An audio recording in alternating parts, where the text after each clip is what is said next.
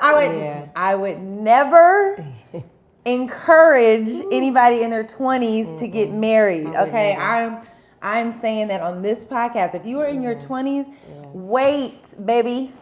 Raise a glass to the past, present, and future you with actress Danielle Truitt as she dives into the beautiful complexities of life's journey through real, transparent conversation. All the women I've been made me into. Hey y'all, welcome back to All the Women I've Been. We are back with another podcast episode for you. I am Danielle Truitt. If you don't know who I am, if this is your first time tuning in to the podcast, welcome. I hope that you come here and receive some great encouragement and inspiration. And I really hope that you are able to just relax, ease into your life, and accept all the different versions of yourself that you are. That's what this podcast is really about. It's really about acceptance. It's really about seeing who you are, loving who you are, all the different facets of who you are, whether it's beautiful, ugly, confused. This is the place to come and just be encouraged that it's okay. So today I'm really happy to welcome back a very special person in my life. Her name is Rhea Michelle Williams, and she is one of my best friends. And if you tuned into the podcast before, you may have seen a previous episode with her in it. But yeah, welcome. And we're going to get started. Well, welcome back, sister. Thank you for having me. I'm so glad we get to do two of these together. I know. Thank you for having me back. We have so many good conversations just in our regular lives, which is almost every other day. Yeah. Just because we have a front row in each other's lives. Mm-hmm. So I have really been looking forward to having you on the podcast. So thank you for giving me two.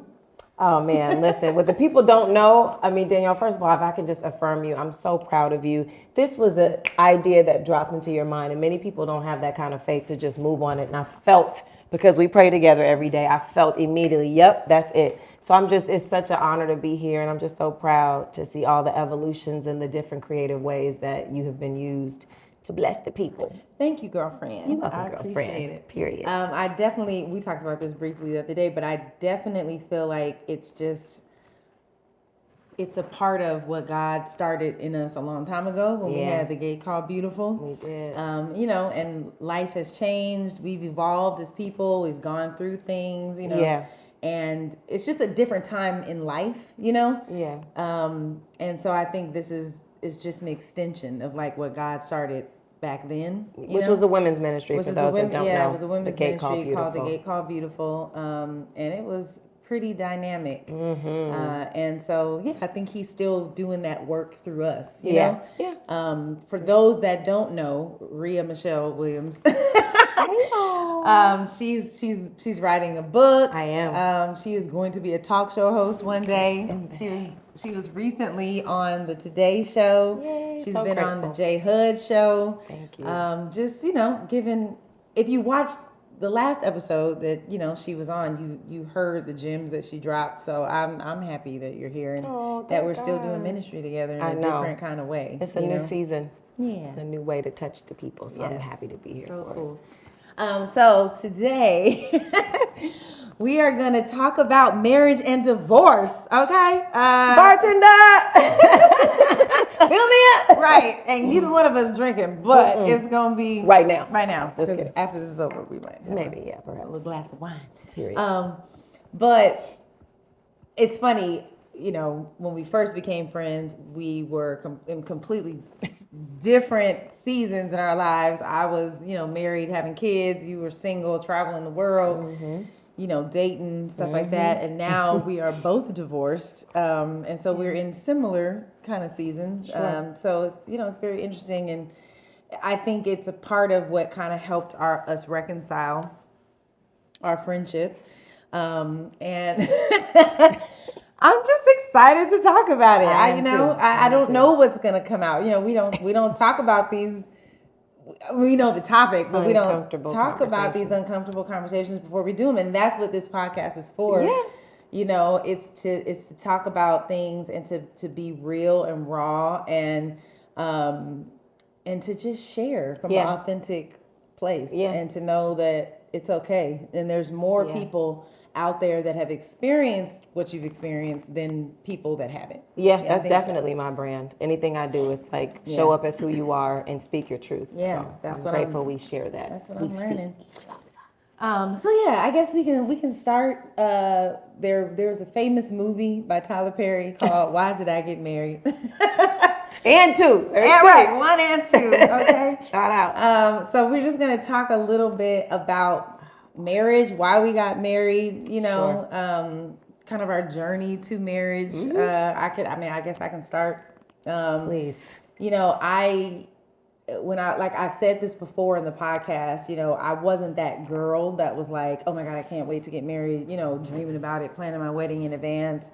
That kind of wasn't me. I think my parents have been married now for 43 years. I've seen them go through their ups and downs, but I've seen them stick it out. They're still together, and there's a lot of beauty in that relationship. Mm-hmm. And I just kind of always knew I would get married. You know, it wasn't something, I never second guessed it. You know, I was like, oh, I'll get married one day and have kids. And when I turned 25, I remember being like, oh my God, I'm almost 30.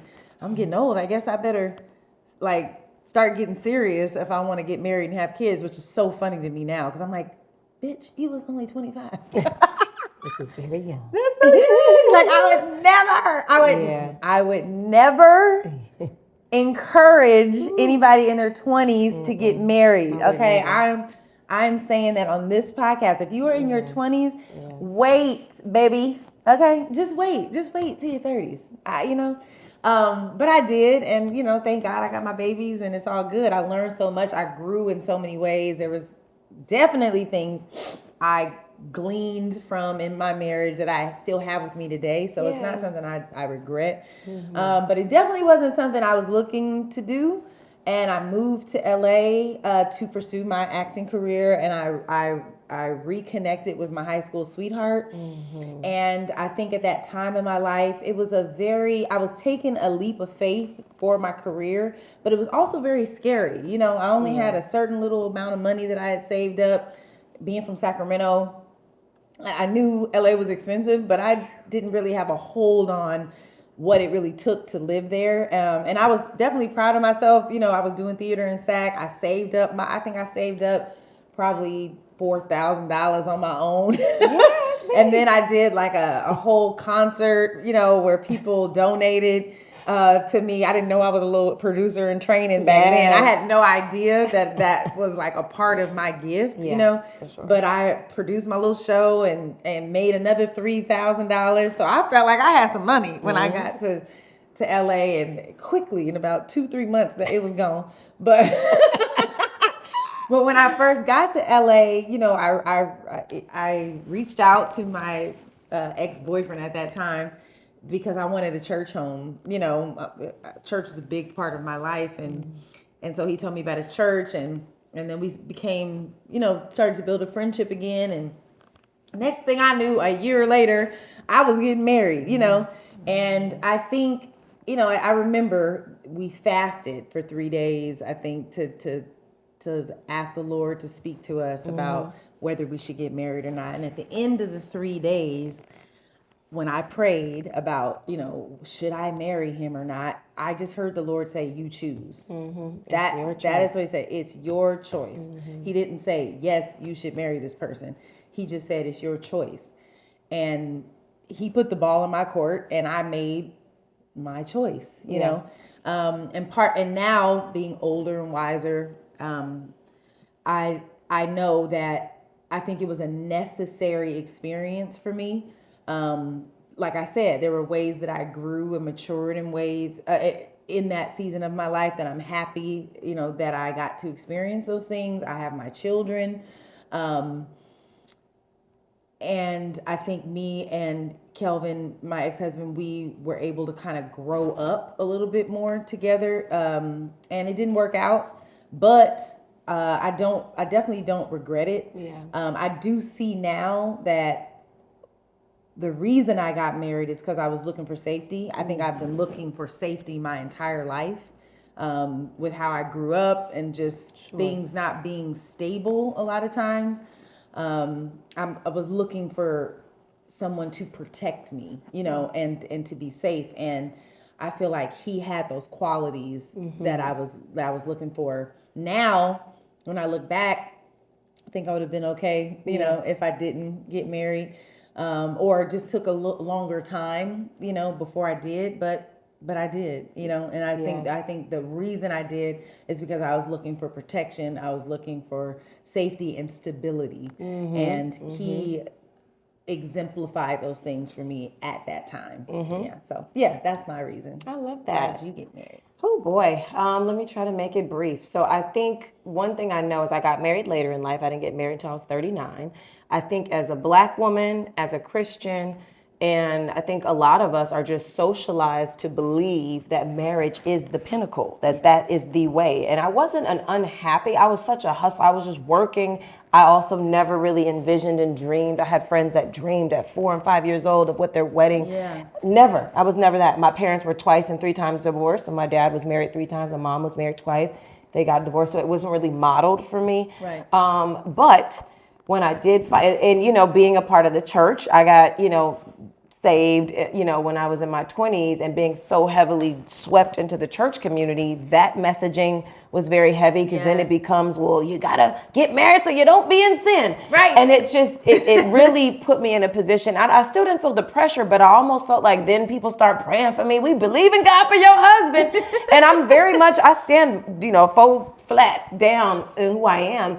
But I knew that I had dated a lot. I dated, honey. I had me some boyfriends. But I loved, my ex-husband. I loved him. I believed in him. But I did not really know, and we didn't. He used to say it all the time, like, we didn't know what we were doing. True, hence why.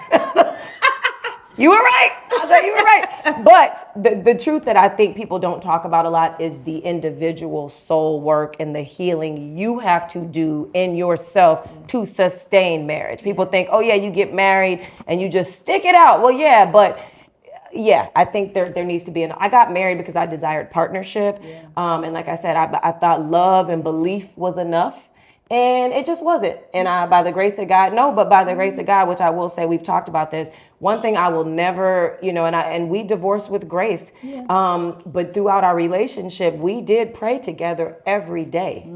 And we both were flawed. We definitely were both flawed. But the fact that we had something that anchored us, I think, is what allowed us to to divorce with grace. Like we don't bash each other. I honestly, and look, we didn't say this earlier, but I'm a life and relationship coach by trade, was a therapist for many, many years. Yeah. People get married for the wrong reasons. Yes. So if you do anything in life for the wrong reason, it's not sustainable. It's not gonna work. Someone's going to be hiding. Yep. There's going to be a misalignment. Some people can lay their heads down at night and not be happy. That wasn't me. Right. So that's kind of, I own it, and I don't regret it at all. Yeah. I don't regret it at all. Yeah, I think the part about the church, I think, is a huge part for those who are Christian. Yeah. There is, I think we don't know how to date. I think in church it's not taught. It's not really encouraged at all. Like the singleness in church is more about judgment. Judgment, and you better not have sex. And it's too much. And of course, when you're single, there's a devotion to God that you definitely should have, because you don't have a partner that you have to put this energy into. Sure. So you do have more time to devote to the Lord. But we are not back in the Bible days with the way that they courted and stuff like that. Sure. Like a lot of those marriages were arranged, and it was just a different time. And I think churches now are trying to shed more light on what it means to date, and what it means to look for a partner, not just because you're burning, and you want to have sex. Correct. You know what I mean? Yeah, and I keep going back to my point. What we don't talk about is the individual healing. Hello, everybody has childhood trauma of some sort. The individual, and that's what buy my book when it come out. We'll see soon. The heart work, the soul work, your character. You don't all of a sudden approach that altar, you fall in love, and now you both know how to forgive one another. They're husband and wives that fight like cats and dogs, that disrespect each other, that don't honor their covenant. That stuff, you don't just go to the altar and get that. That is in you and internal work. So that's really what sustains happy marriage. Not just, oh my God, I fall in love and we have money and we look good together on the outside. No. You know, that's not what makes and a lot of marriage. times and there's an idealism that people have, and it's like, oh, I want this, I want these many kids and live here and be in this house, and you know, us to buy this car. I actually saw an Instagram post the other day, and I knew what the post was really saying, like how much this couple had achieved together in their marriage.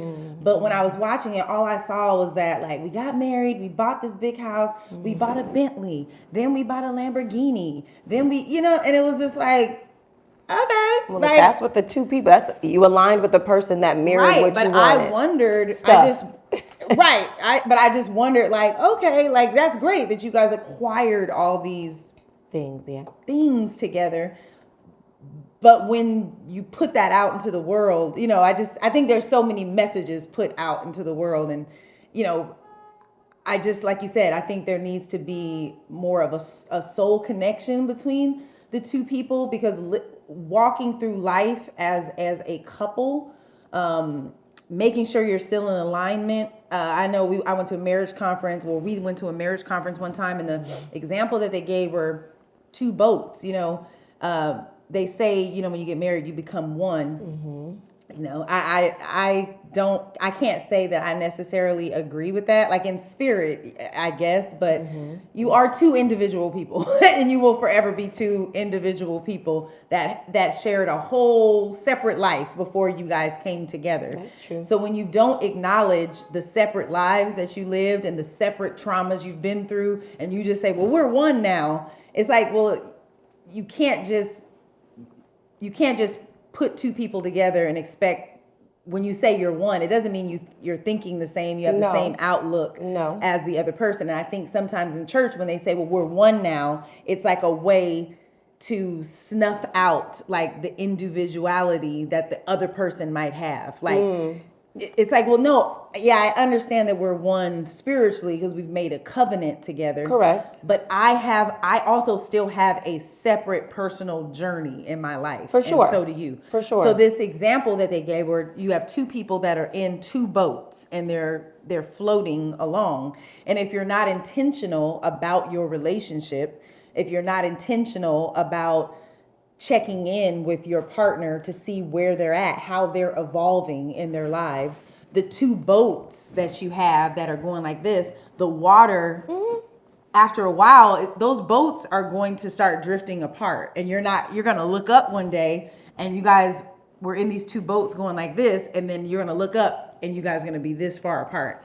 And it's hard to get those two boats back together because the way, like the current and the waves of life are drifting you know, too far apart. So I think about that, like when it comes to being in a partnership and in a marriage, I think it's not just about like connecting as far as the dating and like the things that they say, like, oh, you want to keep your marriage hot and, you know, you want to keep the fire lit. Like, yeah, you have to do that. But you also have to be committed to your, like you're saying, your own inner work. You do. And then you have to also be supportive of your partner's inner work that they're doing. True. I think the oneness, kind of to your point, it's oneness of mind, it's oneness of heart, it's oneness of spirit. It doesn't mean you have to agree on everything, but basically when you sacrifice, because it is a sacrifice on both parties, you come together, and how you approach the world is in fact supposed to be an aligned union with, but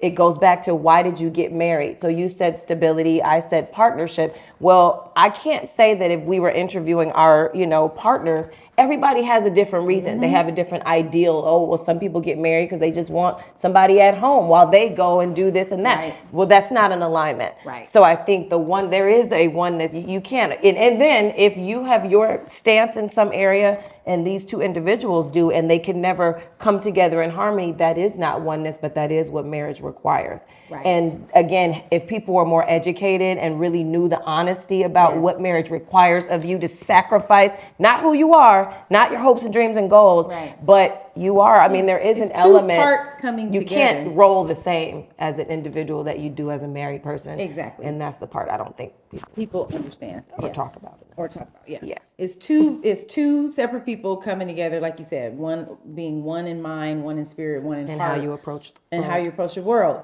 But also, I feel for me, in my experience with marriage, I didn't feel like I had enough agency to be my own person. As a wife. Mm-hmm. I did not. I did not. I felt like I was in his world, trying to figure out where I fit into his world. And I moved to LA to pursue a dream. That's the reason why I moved to LA. I didn't move to LA to get married and settle down and have kids. Now I made the choice to do that, but in my mind, I wanted to be in a partnership where both people, what both people were dreaming and aspiring to, they could fully pursue, and while I could still develop and be myself. And I just didn't,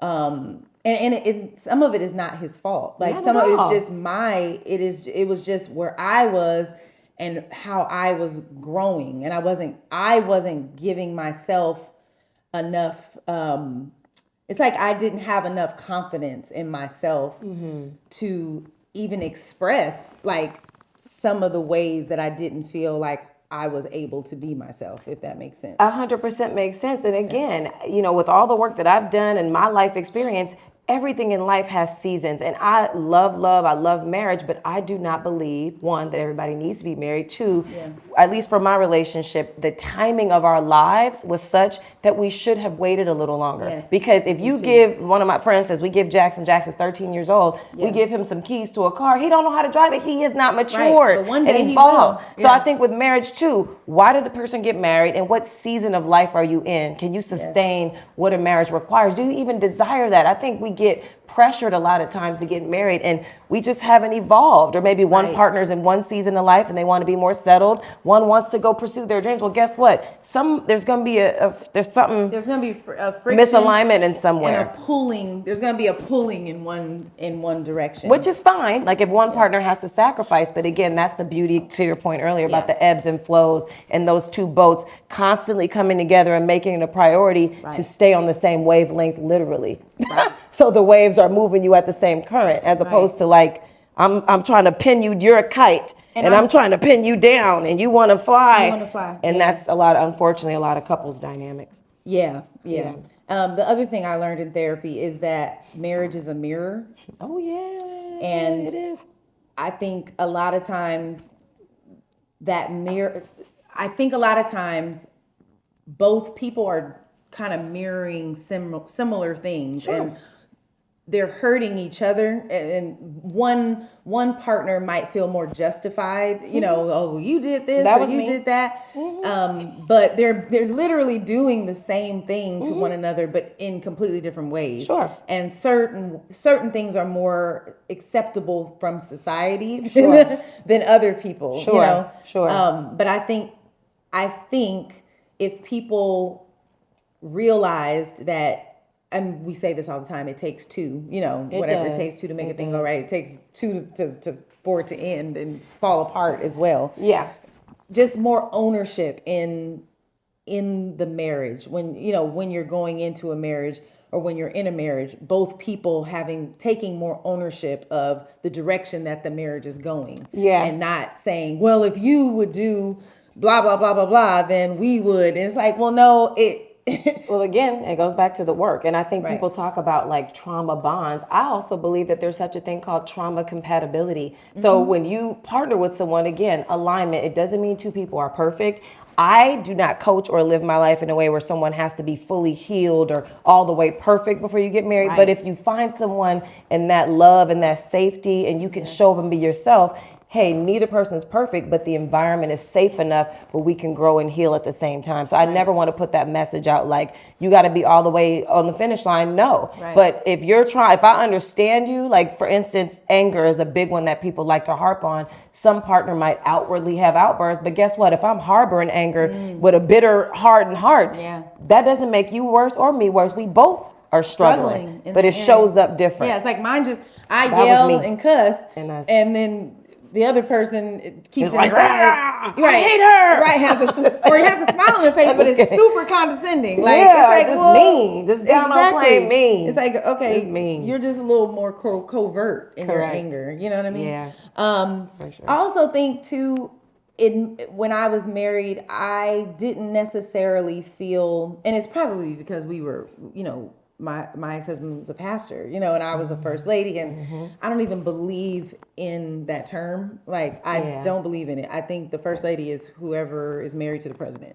Like, I think it's like the black church has created this hierarchy, and I understand it because coming from slavery, that was the only place that Black men were celebrated and elevated was in the Black church. So the whole pastor and first lady and elevate, I totally get that. Sure. But nowadays, I don't think there's a place for it, and that's a whole nother podcast It sure episode. is. Want the saints mad.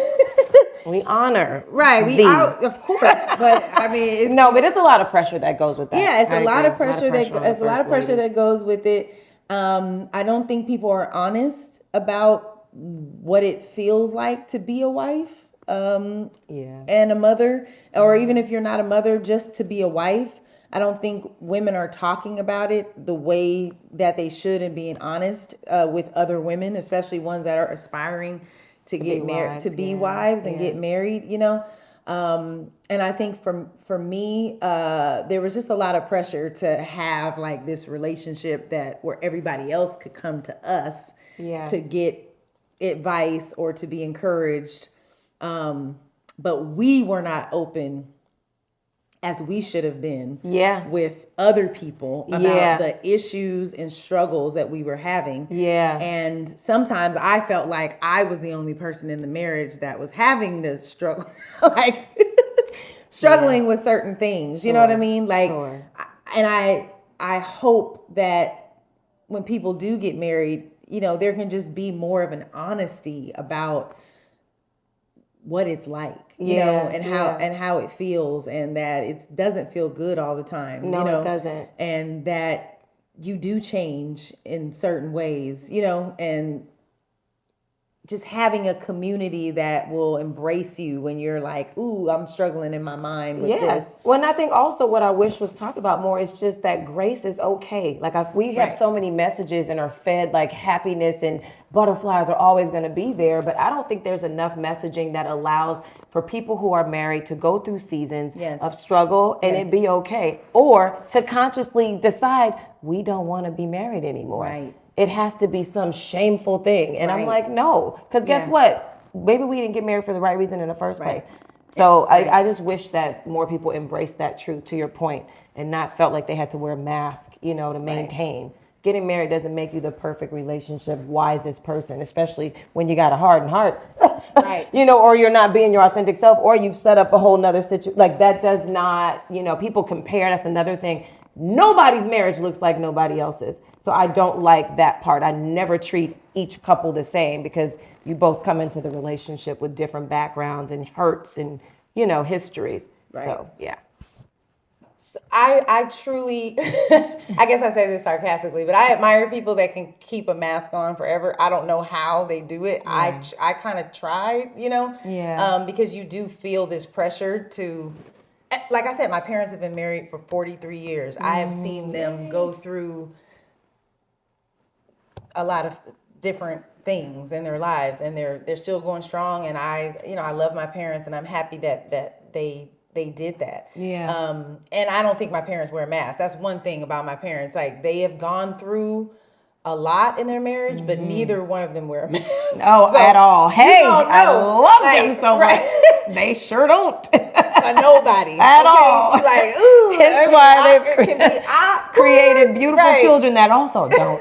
Right. Don't play. And I feel, I wish that, what I can say I regret in how I navigated my marriage is, I wish I could have been a little more honest with my partner about how I was feeling in certain areas. Sure. I think because I saw my parents kind of just push through things, I was just like, okay, no, I'm just gonna push through this thing, Yeah. And because I wasn't mature enough at that time to like be honest and face certain issues I was having and just ways that I was unhappy. Sure. I think we weren't able to part in a way that didn't involve, a little bit of drama and shame and stuff like that. And, I can take that on the chin. Yeah.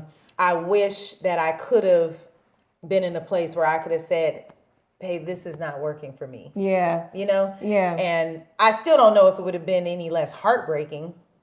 Well, I think it would, again, when you're honest, and that's what real partnership is. We think about what the Bible talks about, with marriage. When we make mistakes, God loves us regardless. And I also, in talking about divorce, I was thinking, I said, Lord, I don't want to be out here as a poster child for people to break up, because there's beauty in sticking it through. Yeah. But are you sticking it through in an honest way? Right. And it doesn't mean that, one partner's happy that the other, it's not about happiness. Yeah. But if you are not being honest and your truth about your experience in the union, then those two boats will in fact start doing that. So it's just about being honest and as a unit coming together to deal with those things. One partner should not be lonely in a marriage, or they shouldn't be isolated, or, Right. That's deeper. And I don't want to go too far. In my mind, it was like, you don't break up. Like, once you get married, when I got married, it is for the Christians. I never saw myself getting divorced. Like, that is the truth. Like, I never thought like, 12 years later,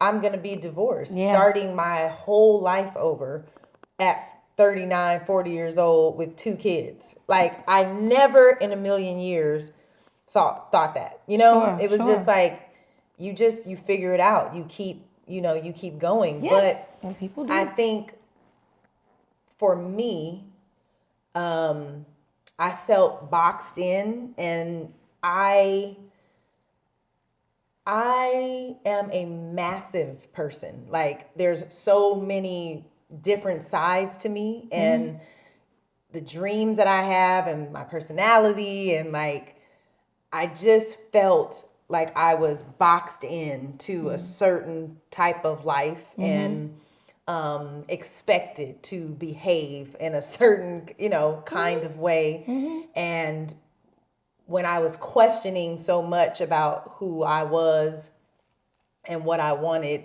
I didn't feel like I had an outlet to be able to, express those things.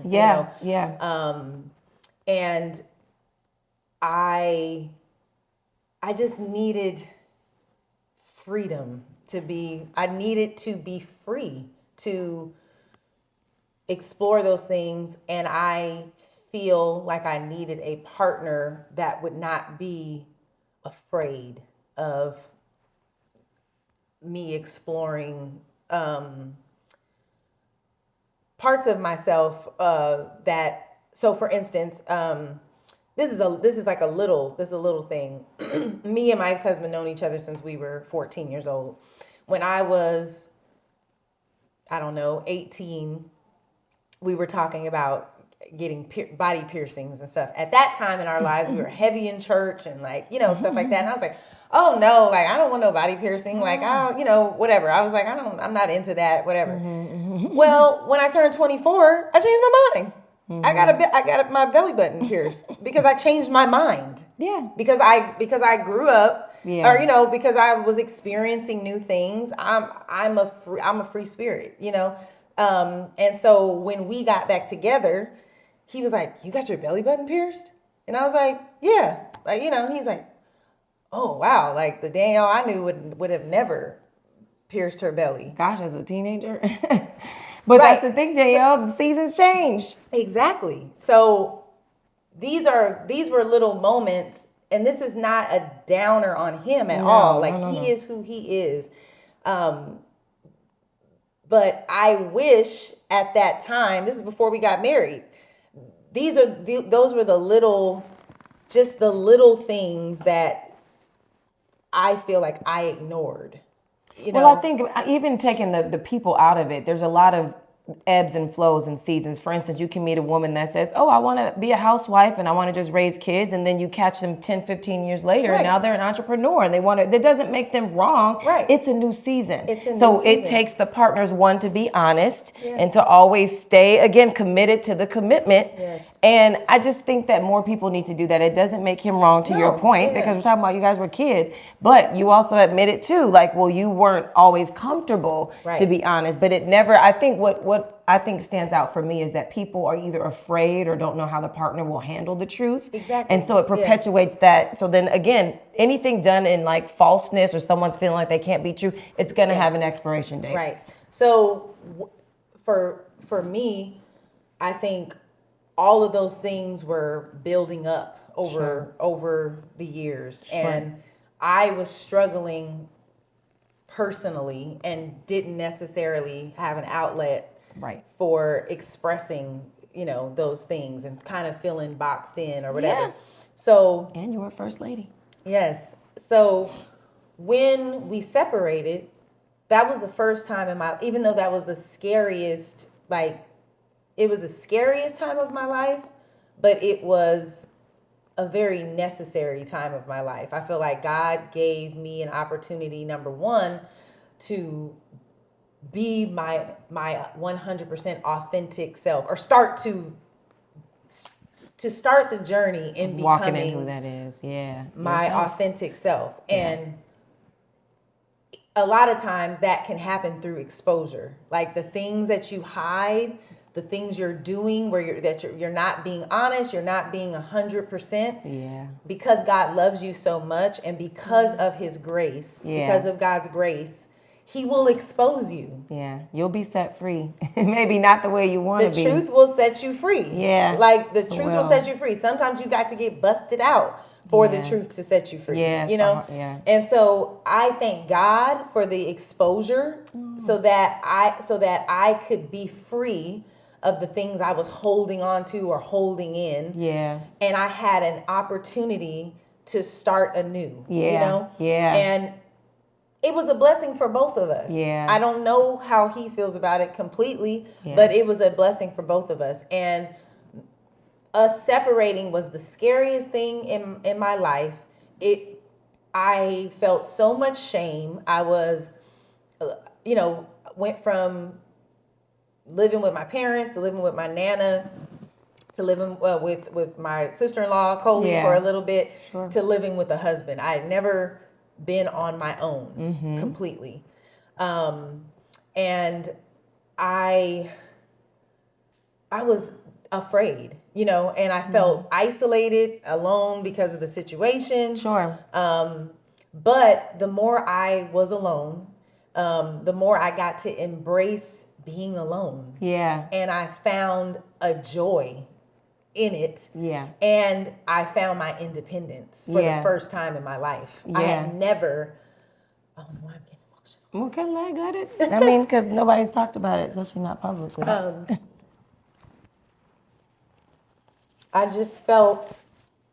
I finally felt like I had an opportunity to have independence.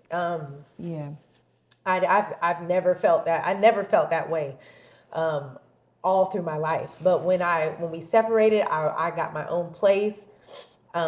Little things like going to the store and picking out my own furniture was like a huge milestone for me, Because when I was married, I wasn't the breadwinner. I was a struggling actress, I know. I know. I want to say something, and I hope that it encourages people. We are socialized, and again, taking the people out of it to believe that there's a lot of unspoken expectations, Yes. and why these tears are coming. I got to witness that.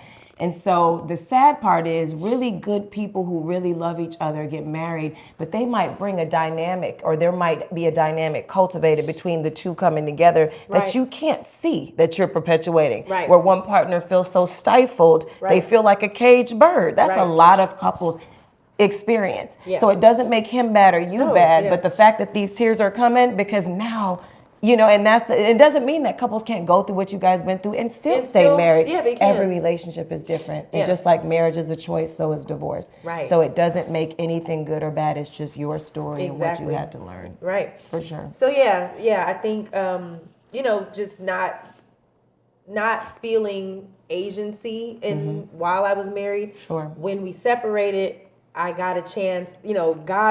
It's very interesting the way God, the timing of things. We were married all those years, and I was a struggling actress, of course, and I booked one, my first big role while we were married, and then right after we separated, I ended up getting another, lead role on a show, and so I actually had the means to take care of myself, because if this would have happened a year or two prior, I would have probably had to move back to Sacramento and stay with my parents and, take my kids, and it would have been just Different. it would have been different. outcome. And so I think that's why I say God's grace is an amazing thing, because a situation that seems terrible, that, people will tell you, divorce is the worst thing ever, and God is not going to honor, this and that. Yes, he does. If you divorce, but God took care of me. He did. He provided for me during that time. And, I think navigating through the shame of it all, the fact that God took care of me and provided for me, it helped me, get through, that time. And when I say I'm happily divorced, that's not a dig to Kelvin at all. No. But I found myself through my divorce. I got a chance to really fall in love with myself, Yeah. and to forgive myself and to own who I am. And I'm still on a journey of doing that. Yeah. But I'm grateful that we went through that separation. And at the time, I was wanted to reconcile, because the only thing in my mind is that you're not supposed to get divorced. You're supposed to fight to the end. Yeah. And the longer we were separated, the more I realized this, I'm not sure whether I want to be married, Yeah. And that was a very hard discovery to make, because you spent over a decade being married, but you don't just hold, that's the kind of bringing back to my point. You don't just hold the title of husband and wife and then you just go through life and everybody's happy, fulfilled, and the marriage thrives. It's a living, thriving union. Yeah. And so I know for me, I could say, I don't know that I ever said divorce is not an option. And I always admire, you guys said that early on, the D word, we don't even say the D word. Well, I do. And my parents did 2 and 3 times. So that's just, I never thought that. But had I have done the internal work, like going through divorce, I felt guilty. I felt shame, because you get judged, unfortunately. Yes, very and much. thank God, like I said, I give props to my ex-husband for sure. But if I would have done the internal work, I do work on myself, but there's a certain grace and compassion that you learn to be able to sustain a lifelong commitment to someone. And I just didn't even as a therapist, even as a coach, it's like we still human. Right. We still have work to do. We still have conditioning. Right. But I don't think I would have, I could see my situation differently. I don't think I regretted it at all. I don't regret it, but I learned so much. And now I show up in a much more softer way. I mean, I'm on my journey, as we all are.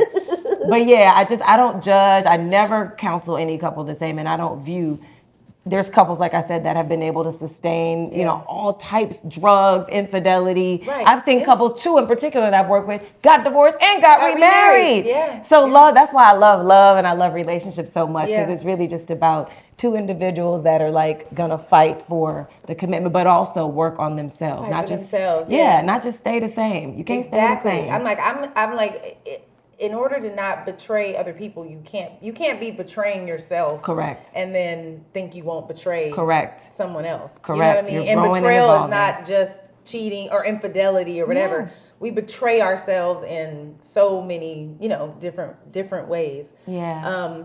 So how, I guess I want to ask you, like, how do you know when it's time to let go?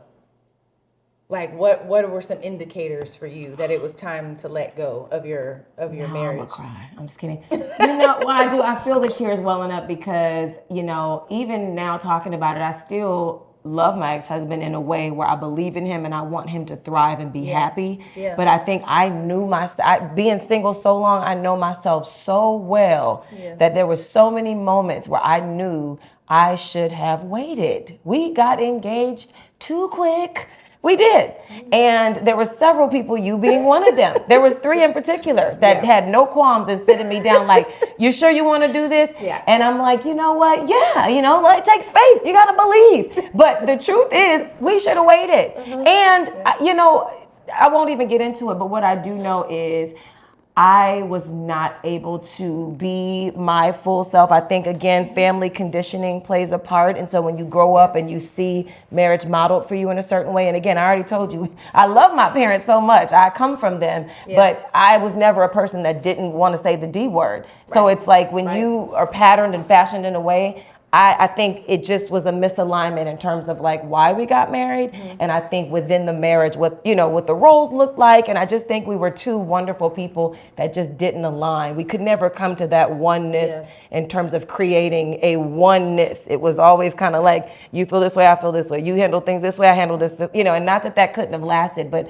because of what I'm called to do and, in my walk, and I'm so clear about that, I felt like it was inauthentic for me. So I'm not an actor, so I can't show up one way and then counsel couples and individuals to live free and authentic, but then I wasn't feeling as free and authentic. I felt like I couldn't be me and be loved and accepted. I kind of had to be a little, try to be, and no slight to him at all, but that's how I felt. Right. That's how I felt. Yeah, for sure. Yeah. And then, how did you manage the shame of divorce? Tears, honey. I just cried that thing out. I prayed, I cried. No, seriously, I prayed, I cried, and then I was very intentional with how I navigated it. So I just made sure to never badmouth my ex-husband. He and I have to keep giving him props because, divorce is not easy, but I think the Christian, and I am an unapologetic Christian. However, it taught me a lot about, there's a lot of unhappily married Christians out there.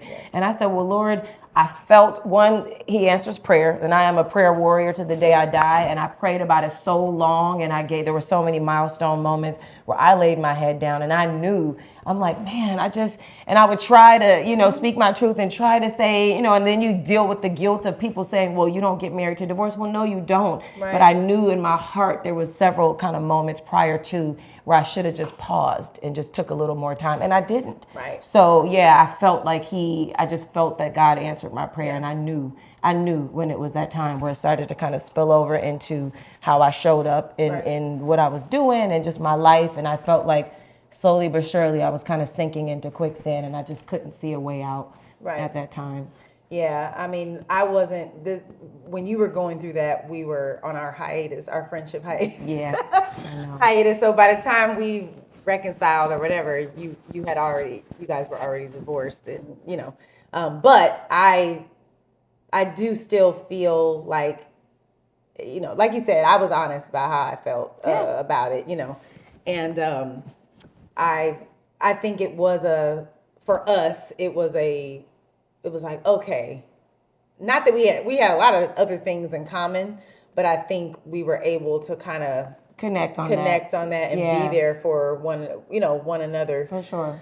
While navigating a brand new life. Yeah, you know? and starting anew. And I think that's starting what truth does. And that's exactly why you can divorce with grace. And I'm not, Right. again, I'm not trying to tell couples out there that are not, listen, get to some therapy, coaching, counsel, something. You can't just go at it and somebody's hiding. But I think, to your point, God's grace. Like once you know if this is the path that I'm going to take or that my spouse and I are going to take, there is grace there for the children. There is grace there for you to start anew and to do. And that's probably what brought some of those couples back, because time and season and healing and growth can in fact make you better and happier. The thing for you, I mean, you guys didn't have any kids. We did so, you know, that part of it, you know, it's more tricky for those of us who are divorcing and there's children involved. Yeah, you got to. You know, it makes things a little bit more difficult. But I will say one thing is when one person wants to divorce and the other person doesn't want to divorce.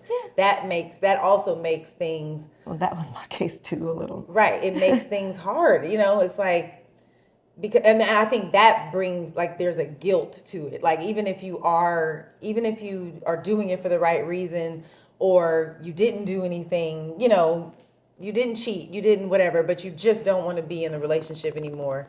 And the other person is like not moving, you know, it's harder for them to move on. But that was my guilt, because I do honor that. I think, and honestly, that's what I do. I can say I love a person that has those traditional old-fashioned and biblical values, but that wasn't my rearing and that wasn't my upbringing. So the guilt and the shame was like, well, what's wrong with me? Like, well, why can't I just, I mean, and it's funny, I'm loyal to the day. It's like, you know who you are, and I know I'm loyal. But again, I believe I got married for not all the right reasons in not the right season. Right. Had we have waited or had, you know, or had more time. More time, or just to realize, hey, maybe this isn't our best path at this time. Right. Yeah. But I believe. I remember being in my apartment and just being like, Lord, like just praying, like, why, like what? I remember having that same conversation with myself, like, what is wrong with me? What is wrong with me? Like, why can't I, like, help me to be able to love properly? Because something is wrong with me. Like, that's Well, no, that is how I felt. Like, we love how we either were loved or how we saw it. We like, make it up as we go. So difficult. Like, you know, why is my path when it comes to relationships or whatever? You know, that's how I felt at that time. Like, why is my path so difficult? Like, why can't I get it right? It's type not of just thing. you. You It's know? not just you. And I learned later. You know, I learned later. Like, these are all these experiences that we have. It's really just a path to get back to self, you know, like to get back to who it is God authentically created you to be, how he created you to show up in the world, you know? Yeah. And it's for mature audiences only. I don't advocate that people just get married just for the look of it. It takes maturity to show up and forgive, to show up and really sacrifice self, or say, hey, we're going to align in how we operate in the world. It takes maturity to do that, and it takes, you know, pliability. You always have to ebb and flow with your partner, and some people do not. They're not willing. They want their partner to be what they want them to be, how they want them to be it, and there's such rigidity there, and that is kind of where I come in. Holla at me, y'all, if you need a little coaching through it. But I will say I am happy. Like, I'm happy in my life. I have my challenges, of course. You know, we all do.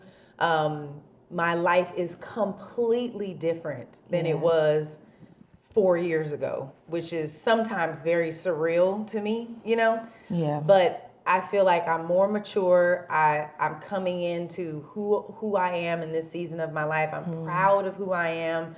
I'm a great mother. Like, I feel like I'm a better mother in this season of my life than I was, because I was just dealing with so much turmoil that I wasn't present. Like, it was hard for me to be present sometimes because I was just, the anxiety and the holding on, you know, holding things and all that. And now I'm just, I don't know, I just feel freer, you know? And so I'm grateful for my divorce, you know? I'm grateful for my ex-husband. I think he is a great person. He's a fantastic dad. we're trying to figure out this co-parenting thing, and Yeah. lately it has been going pretty good. Yeah. Thank you. Shout Mr. out to Truitt. Kel. We love you. We love you. No, seriously. And you know, it just takes time. We only been divorced. I mean, officially divorced just a couple years. You know, and so I think that's something to remember too. Like over time, if you are going through a divorce, if you are figuring out where it is, you know, do I want to stay married? Do I not? You know, there's a lot of gloom and doom that hangs over getting divorced. There's statistics like your life will never be prosperous after you divorce. I mean, there's so many things I read, you know, that it will scare you into staying in a marriage and unhappy, you know. But I think just know, whether you are a spiritual person or not, I just think there is something to being authentic, you know. Yeah. And your life is going to go in the right direction once you start doing that. That is the only way. That's the only way. Why would you not be? But people, they don't know. I don't know that they can be. You know what I mean? Yeah. Like Well, you want to there's partner a with fear someone there. who allows you to be. And Right. that goes back to Exactly. getting married for the right reason. Exactly. And partnering with someone that is aligned with you. Right. Right. That is where the patience needs to be on the front end. Right. And then, of course, for those people that do, I have so much honor and I love couples that just stick it out. There's beauty in that. Yeah. That wasn't my story, but I desire it. I'm not dead. I'm young. Exactly. I'm not dead. Hello. Right. You know, that is what I desire. For sure. I yeah. desire somebody. I want a partnership. I don't want a parentalship. Where I feel like my husband is my daddy. Like I have a dad, and I was a child once. Yeah. And I want to be a co-partner with someone where we are, both encouraging one another to be our best selves, and the insecurity of, are you going to fly away from me? Yeah. is not there. Can I do a shameless plug? Yes. I'm like, well, Eve Marie and I, we did write a couples workbook called Souls Connected. And Yes. so I really want to encourage you all to get it, soulsconnected.org, because, and I'll tell you, that is what inspired it. Yeah. So Eve Marie and I, that's my business partner, shout out to Eve Marie. We wrote a couples workbook for that specific intention. It's asking the right questions. It's 8 chapters, and it covers all the topics that between the two of us were laid on our hearts. She has had several years of marriage, and I had several years of dating, and that's something that she didn't have. Right. So it just is a beautiful infusion. We talk about everything from love, emotional intelligence, sex, intimacy, faith, all of those things, and it allows couples to journey through that workbook so that you know who you're partnering with. And it's not even just marriage. Some people don't even, marriage, life, partnership is kind of what the, exactly. So it's designed in a way to help navigate that process, because some people don't know where to start. They don't know what to ask. So that's kind of our little seed to help couples be sure when they Quickly, before we end, Yeah. would you do it again? Of course. You get which married part? again? Oh, absolutely. I would. I will. I desire that. I Good. love partnership. I'll say do what? But I did the drop for Soul Connected. No, I would. And I'm hesitant to say that. I would get married again. Yes. I desire, my heart desires that. I would get married again, too. I do desire not that. want to get divorced again. I don't either. It was the worst experience of my entire life. Yeah, it was I hard. don't ever for me want to get divorced again, but I would try again at marriage. So I would too. And I'm even more passionate about other people marrying right, or doing the work that it takes to sustain the marriage you do have. I'm even more passionate about that than getting married again, but I do desire that. So whoever can accept all this all this, baby. All Thank this you stuff. so much for tuning I'm just in kidding. to all the women I've been. Like, subscribe, share, and be encouraged. Yes. Get married at the right time. Stay married if you really want to. And don't if you don't. I'm just playing. I'm joking. God, I want to joke. All the women